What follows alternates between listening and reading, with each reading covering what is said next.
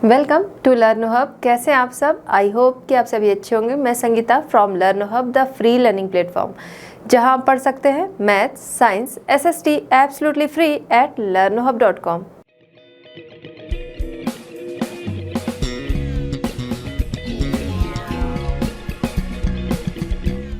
बच्चों, आज हम डिस्कस करेंगे ICSE क्लास 7। टॉपिक हमारा है composition and structure of the atmosphere.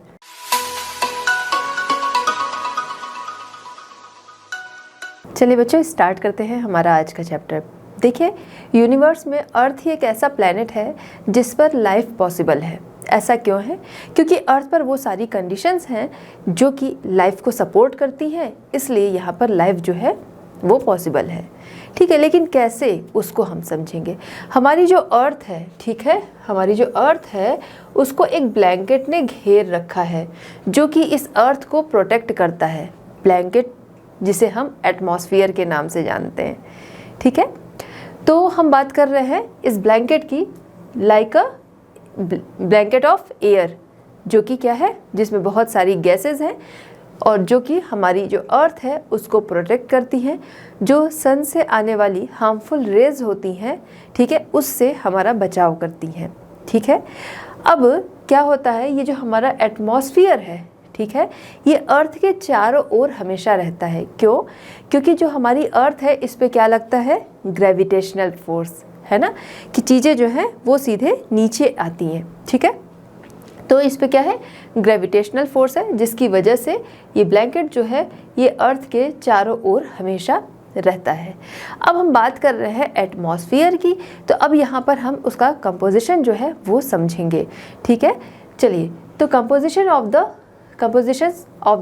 Atmosphere, तो इसके कंपोजिशन जो है उनको हम समझेंगे। जो हमारा एटमॉस्फेयर है ये बहुत सारी गैसेस जो है उनसे मिलकर बना है, साथ ही साथ कुछ और पार्टिकल्स हैं, उनको हम समझेंगे। सबसे पहले कि कौन सी गैसेस हैं जिनसे हमारा एटमॉस्फेयर बना है। ठीक है, तो सबसे पहले आता है नाइट्रोजन, जो कि है 78%। ठीक है, नाइट्रोजन जो कि 78% पोर्शन को कवर करता है।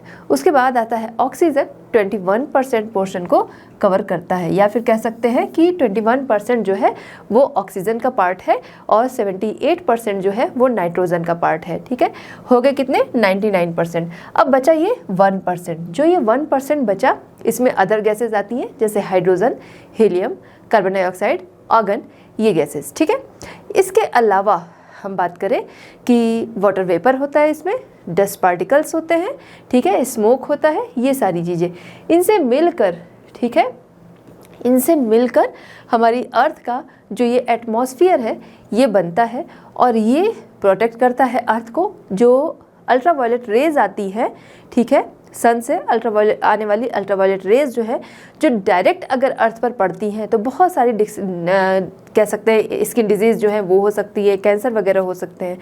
तो ये क्या करती है, जो हमारी अर्थ है उसको, ये जो लेयर्स हैं, ठीक है, जो हमारा ये एटमॉस्फेयर है, ठीक है, हमारा जो एटमॉस्फेयर है जिसने क्या किया, एक ब्लैंकेट अर्थ को दे रखा है प्रोटेक्शन का, ठीक है, वो बचाव करता है उनसे। ठीक है, अब ये जैसे जैसे अर्थ के करीब होता है, ठीक है, अर्थ के करीब होता है तो क्या होता है कि ये भारी होता है, हैवियर और थिकर होता है। ऐसा क्यों है?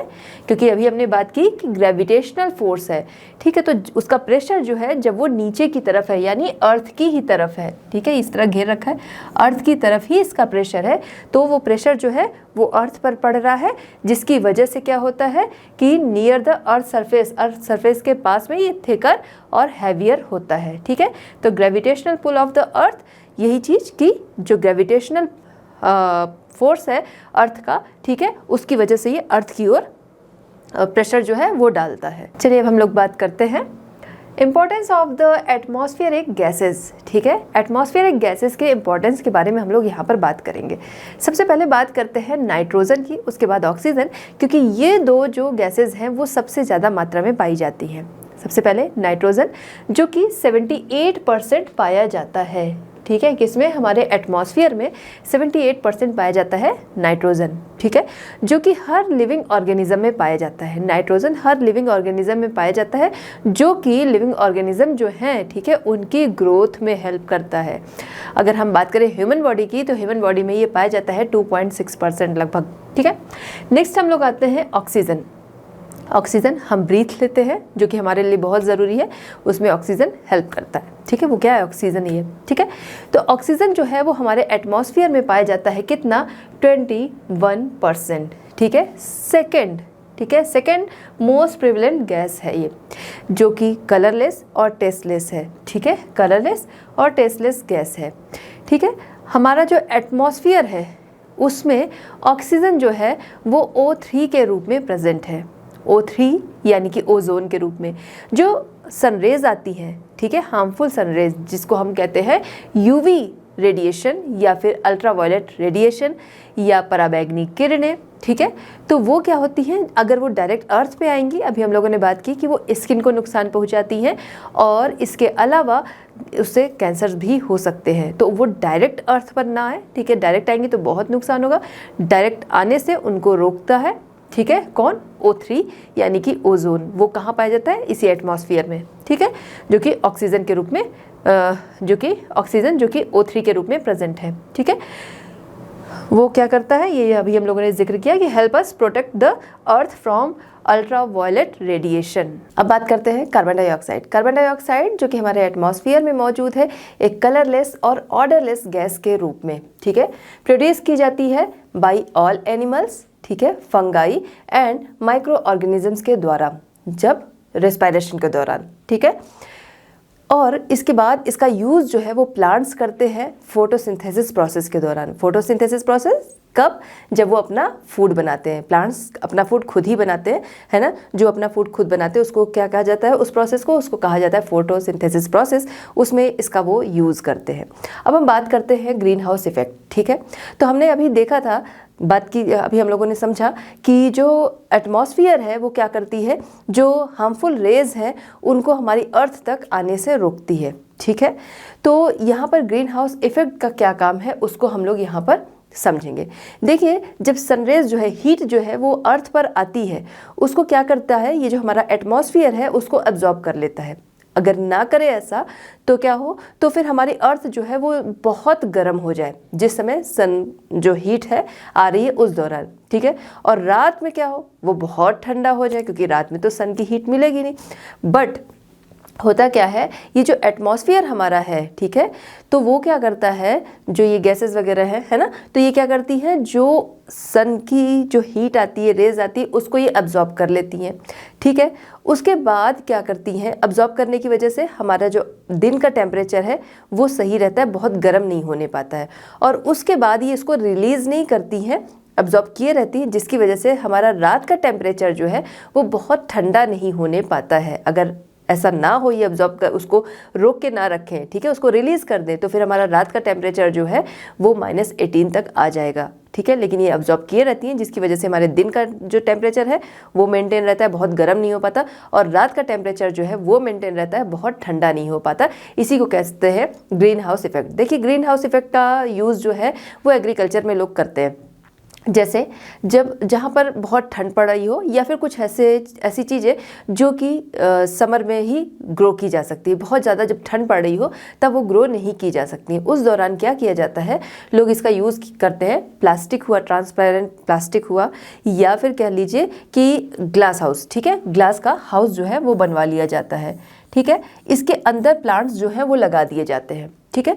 अब इसके बाद क्या होता है, जो सनरेज होती हैं, ठीक है, जो हीट होती है वो जब यहाँ पर आती है तो वो क्या करती है, इसको गर्म करती है। वो हीट क्या है, गर्माहट जो है अंदर तक पहुँचेगी। जैसे हमारे घरों में भी होता है कि हमारे घर जो है वो ग्लास के नहीं है, लेकिन फिर भी हीट जो है हमारे अंदर तक आती है, घरों के अंदर तक, ठीक है। तो उसी तरीके से यहाँ भी हीट जो है वो घर के अंदर तक आती है, ठीक है, ये जो ग्लास हाउस बना होता है। अब इसके बाद क्या होता है, उस हीट को ये रोक लेता है, ठीक है, उसको बाहर नहीं निकलने, अंदर तो आ गई, अब उसको बाहर नहीं निकलने देता है, जिसकी वजह से ठंड की वजह से वो पौधे जो है वो खराब नहीं होते हैं और जो भी फ्रूट एंड वेजिटेबल्स चाहिए सीजन के अकॉर्डिंग वो वहाँ पर मिल जाती है, ठीक है। तो ग्रीन हाउस इफेक्ट जो है उसका हम लोग कहते हैं हरित गृह प्रभाव या फिर कहते हैं ग्लास हाउस इफेक्ट, ठीक है। तो उसका यूज़ जो है एग्रीकल्चर में भी किया जाता है, ठीक। तो ये ग्रीन हाउस इफेक्ट हो गया। अब हम बात करते हैं वाटर वेपर। अभी हम लोगों ने देखा था हमारे एटमॉस्फेयर में वाटर वेपर जो है ये भी मौजूद है, ठीक है। हमें दिखाई तो नहीं देता बट ये मौजूद होता है। कैसे? हमारी रिवर्स हो गई, सी हो गए, ओशन हो गए, जब इन पे क्या होता है सन की हीट जो है वो पड़ती है तो फिर ये क्या होता है वेपर के रूप में ऊपर जाते हैं, जिसको हम लोग कहते हैं एवापोरेशन, ठीक है। इसके बाद इनका कंडेंसेशन होता है, ये जो बूंदें होती हैं, ठीक है, जो वेपर होते हैं, ठीक है, तो ये क्या होते हैं, ये आपस में सट जाते हैं, जिसकी वजह से ये क्या है क्लाउड का रूप लेते हैं, ये जिसको हम कहते हैं कंडेंसेशन। और इसके बाद यहाँ से रेनफॉल होता है, जिसको हम प्रेसिपिटेशन कहते हैं ना, तो रेनफॉल होता है, ठीक है। अब ये जो रेनफॉल होता है ये कितना ज़रूरी है ना, हमारे एग्रीकल्चर के लिए source of the fresh water भी है, ठीक है। तो ये हमारे लिए या फिर कह सकते हैं एग्रीकल्चर में बहुत ही हेल्प करता है, ठीक है। तो कॉन्स्टेंटली जनरेटेड बाय एवोपोरेशन, ठीक है। वाटर वेपर जो है एवोपोरेशन के द्वारा जनरेट होता है, हीट पड़ती है, एवोपोरेट होता है, ठीक है, उसके द्वारा ये होता है। और उसके बाद रिमूव बाय कंडेंसेशन, ठीक है। यहाँ पर अभी हम लोगों ने देखा ना कि ये कंडेंसेशन जो हो गया, क्लाउड बन गया, उससे क्या है बारिश जो है वो होने लगी, रेनफॉल के रूप में वो नीचे आता है, ठीक है, falls on the earth as rain. चलिए बात करते हैं ट्रोपोस्फियर। ट्रोपोस्फियर जिसका अगर हम लोग मीनिंग देखें तो ग्रीक वर्ड से लिया गया है ट्रोपियन से, ठीक है, जिसका मतलब होता है टर्न, चेंज या मिक्स, ठीक है। ऐसा नाम क्यों दिया गया, या इसको अभी हम लोग आगे समझेंगे कि ये नाम जो है वो इसे क्यों दिया गया, ठीक है। ये जो हम लोग बात कर रहे हैं ट्रोपोस्फियर, ठीक है, तो हमारी जो अर्थ सरफेस है उसके सबसे करीब वाली लेयर है ये, है ना, सबसे करीब वाली लेयर है जो 8 to 18 किलोमीटर तक पाई जाती है, जो कि वेरी करती है। देखा जाए तो पोल्स की तरफ ये 8 किलोमीटर तक होती है, वहीं इक्वेटर की तरफ हम लोग आए तो ये 18 किलोमीटर तक होती है, ठीक है। हाइट बढ़ने के साथ साथ टेम्परेचर जो है वो कम होता जाता है, ठीक है। जैसे आपने देखा होगा जब आप हिली एरियाज़ में जाते हैं तो क्या होते हैं वो ठंडे होते हैं, ठीक है। क्यों? क्योंकि हम क्या है ऊंचाई, हमने अभी बात की, ऊंचाई बढ़ने के साथ साथ टेम्परेचर जो है वो क्या होता है घटता जाता है, कम होता जाता है, ठीक है। लोएस्ट एंड इम्पोर्टेंट लेयर है, ठीक है, protect us from the heat, ठीक है। जो सन की हीट आती है डायरेक्ट, अगर पूरी हीट अर्थ पे आएगी तो अर्थ जो है वो बहुत गर्म होगी, ठीक है। लेकिन ये क्या करती है, वो हमें प्रोटेक्ट करती है, डायरेक्ट उस हीट को नहीं आने देती है, पहली चीज़, जिसकी वजह से हमारी जो अर्थ है वो बहुत गर्म नहीं हो पाती है। दूसरी चीज़ कि रात के लिए अगर हम लोग देखें, ठीक है, तो रात का भी जो टेम्परेचर है तो ये उसको मेंटेन रखती है, जैसा भी हमने देखा था कि वरना रात का टेम्परेचर जो है वो बहुत कम हो जाएगा, तो ये इसके लिए काम करती है, ठीक है। ये जो लेयर है ये काफ़ी डेंस लेयर है। क्यों बहुत ज़्यादा डेंस लेयर है, ये थिकर है, ठीक है। क्यों ऐसी ये लेयर है? क्योंकि अभी हमने बात की थी कि यहाँ पर जो हमारी अर्थ है इस पर क्या है ग्रेविटेशनल फोर्स है, ठीक है। तो ये जो सारी गैसेस है इनका प्रेशर जो है वो नीचे की तरफ ही है, ठीक है। तो इसलिए ये वाली जो लेयर है, अगर हम लोग देखें ये नीचे का पोर्शन है ना, तो ये वाली जो लेयर है ये सबसे ज़्यादा डेंस लेयर है, ठीक है। इसकी थिकनेस जो है वो वेरी करती है, अभी हम लोगों ने बात किया कि 8 to 18, ठीक है। कहाँ पर? पोल्स पर देखा जाए तो 8 किलोमीटर तक, और इक्वेटर पे आते हैं तो लगभग 18 किलोमीटर तक होती है, ठीक है। टेम्परेचर डिक्रीज 1 डिग्री पर 165 मीटर, ठीक है। ये क्या है, जैसे जैसे हम लोग क्या है ऊपर की तरफ चलते जाते हैं, ठीक है, ऊंचाई बढ़ने के साथ साथ ही क्या होता है पर 165 मीटर की ऊंचाई हम जाते हैं 1 डिग्री सेंटीग्रेड टेम्परेचर जो है वो कम हो जाता है। नेक्स्ट हम लोग गए 165 मीटर ऊपर, फिर हमारा 1 डिग्री सेंटीग्रेड टेम्परेचर जो है वो कम हो जाता है, जिसको हम लोग कहते हैं लैप्स रेट। 1 मार्क क्वेश्चन में ये अक्सर आ जाता है कि लैप्स रेट क्या होता है। तो लैप्स रेट यही होता है कि हम लोग क्या करते हैं, जैसे जैसे ऊंचाई बढ़ती है 165 मीटर ऊपर जाते हैं, वहाँ से 1 डिग्री सेंटीग्रेड टेम्परेचर जो है वो कम हो जाता है। ये जो डिक्रीज़ होता जाता है टेम्परेचर, इसी को लैप्स रेट कहते हैं, ठीक है।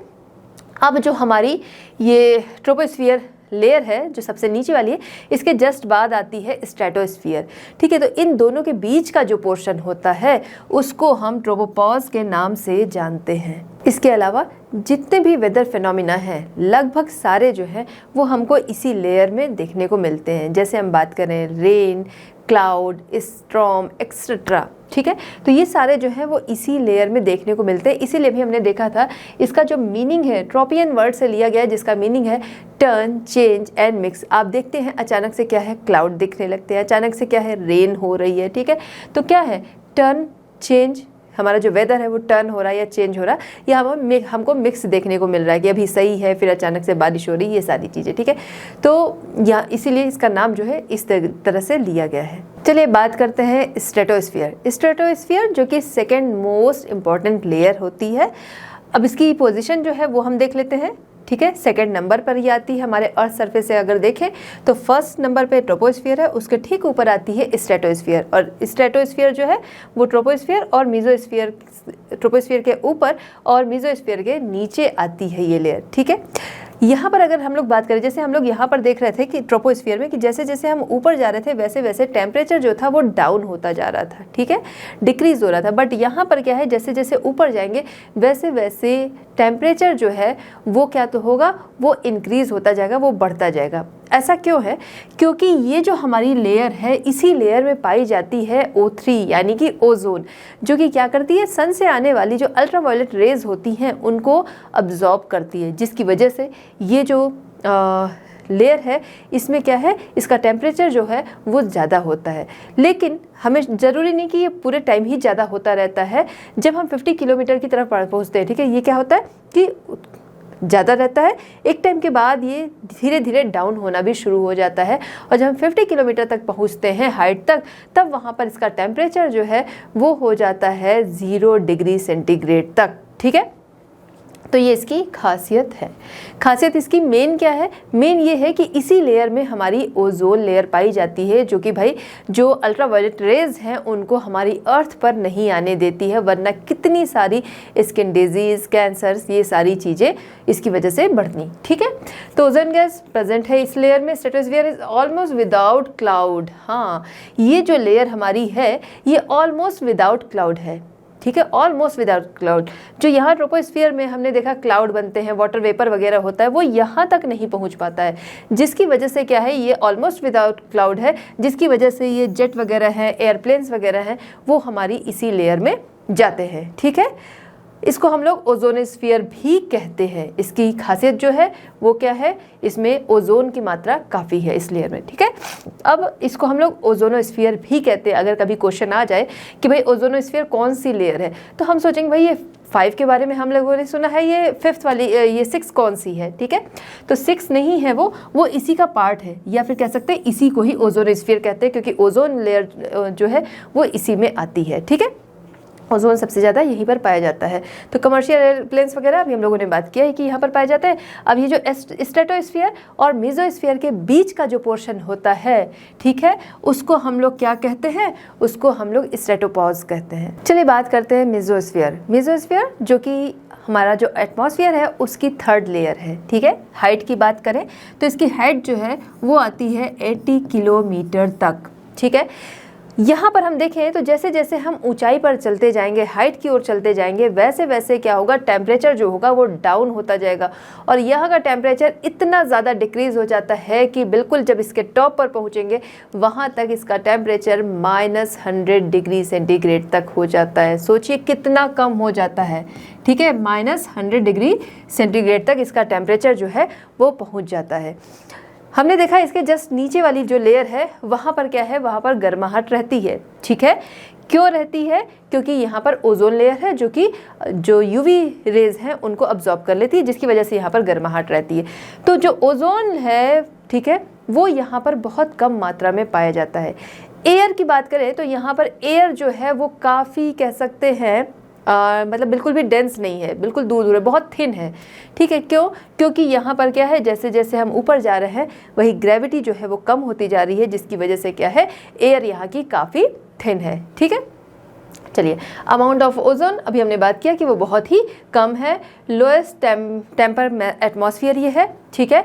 अच्छा, मेसोपॉज की अगर हम लोग बात करें तो इसका जो इसके जो हमारी मेसोस्फीयर है और थर्मोस्फीयर है, इसके बीच का जो पोर्शन है, या फिर कह सकते हैं कि इसका बिल्कुल जो लास्ट वाला पोर्शन है, मेसोस्फीयर का बिल्कुल लास्ट वाला पोर्शन है, उसे हम मेसोपॉज के नाम से जानते हैं। चलिए बात करते हैं थर्मोस्फीयर, जो कि हमारी 4th लेयर है। ठीक है, थर्मोस्फीयर जो कि 4th लेयर है। इसकी हाइट की बात करें तो 500 किलोमीटर तक इसकी हाइट आती है। ठीक है, यहाँ पर जैसे जैसे हम ऊपर चलते जाएंगे वैसे वैसे टेम्परेचर जो है वो बढ़ता जाता है। ऐसा क्यों होता है? ऐसा सनरेज की वजह से होता है कि यहाँ पर बहुत ज़्यादा हीट पहुँचती है, जिसकी वजह से ये बहुत ही गर्म रहता है। एयर की अगर हम लोग बात करें तो यहाँ पर एयर जो है वो बहुत कम पाई जाती है, एयर बहुत कम पाई जाती है। इसलिए हम ये कह सकते हैं कि ये जो पोर्शन है, जो हमारी ये लेयर है, यहाँ पर ब्रीथिंग जो है वो बहुत ही मुश्किल है। ठीक है, यहाँ पर हम लोग जैसे जैसे हाइट पर जाते हैं टेम्परेचर बढ़ता जाता है और इसके टॉप पर पहुँचते पहुँचते तक टेम्परेचर जो है वो लगभग 1750 डिग्री सेंटीग्रेड तक हो सकता है। 1750 डिग्री सेंटीग्रेड। अब आप सोचिए कि 40-45 डिग्री सेंटीग्रेड जब टेम्परेचर रहता है तो हमारी क्या हालत होती है। यहाँ पर 1750 डिग्री सेंटीग्रेड तक इसका टेम्परेचर जो है वो पहुँच जाता है। ठीक है, गैसेस की बात करें तो गैसेस यहाँ पर बहुत कम पाई जाती हैं, बहुत दूर दूर रहती हैं, बहुत थिन होती हैं। ठीक है, अच्छा, इसको हम लोग आयनोस्फीयर के नाम से भी जानते हैं। आयनोस्फीयर के नाम से क्यों जानते हैं हम? क्योंकि ये जो लेयर है यहाँ पर इलेक्ट्रिकली चार्ज्ड पार्टिकल्स पाए जाते हैं। अब ये कैसे चार्ज हो जाते हैं वो हम लोग समझेंगे। वो पार्टिकल्स जो है वो चार्ज इस ऐसे हो जाते हैं क्योंकि यहाँ पर जो सनरेज आती हैं, ठीक है, इतनी ज़्यादा रहती है, इतनी हीट रहती है, जिसकी वजह से वो इलेक्ट्रिकली चार्ज पार्टिकल्स जो हैं वो यहाँ पर पाए जाते हैं, जिनको हम आयंस के नाम से जानते हैं। ठीक है, और इसीलिए यहाँ पर आयंस मिलते हैं, इसीलिए इसको आयनोस्फीयर के नाम से जानते हैं। अब जो हमारी सैटेलाइट्स वगैरह होती हैं वो यहीं पर भेजी जाती है। जो हम कह सकते हैं हमारे रेडियो सिग्नल है, मोबाइल सिग्नल है, वो यहीं से आते हैं। ठीक है, हमारी जो अर्थ है उस पे जो सिग्नल आते हैं उसमें ट्रांसमिटिंग में ये जो लेयर है वो हेल्प करती है। ठीक है, कम्युनिकेशन सैटेलाइट ऑर्बिट्स जो है वो यहीं पर कम्युनिकेशन सैटेलाइट्स जो है वो यहीं पर ऑर्बिट करते रहते हैं, वो यहीं पर घूमते रहते हैं, जिसकी वजह से हमारा जो मोबाइल है, हम कहते हैं ना सिग्नल की वाली बात, वो यहीं से हमारी अर्थ को भेजे जाते हैं।